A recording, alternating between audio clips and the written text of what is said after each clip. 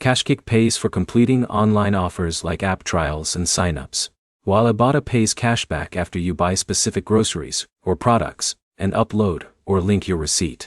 By the end of this, you'll know how each app actually pays you, where the money comes from, and which one typically pays more depending on how you shop or use your phone. Start with the core difference in how you earn. KashKick is task-based online earning. You get paid when you complete actions like registering for services, trying apps, or finishing promotional offers from advertisers.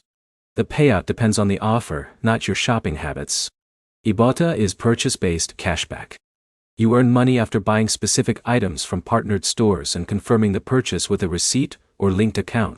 That means your earnings depend on what you already buy. Now here's how KashKick usually behaves in practice.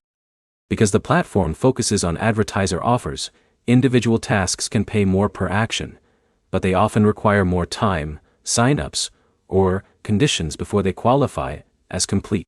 Now here's how Ibotta works in real use. Ibotta rewards are smaller per item, but they are tied to everyday grocery and retail purchases, which makes them more consistent for regular shoppers. The biggest difference is control. With KashKick, you control earnings by choosing which offers to complete.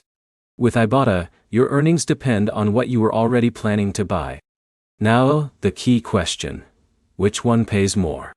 KashKick can pay more per individual task, because advertisers fund specific actions, like installs or trials. But it depends on how many offers you actually complete. Ibotta can add up steadily over time if you regularly shop at supported stores, but it doesn't generate large payouts from single actions. So the better paying app depends on behavior. If you actively complete online offers and don't mind setup steps, KashKick usually has higher earning spikes per task. If you already spend money on groceries and want passive cashback, Ibotta becomes more consistent.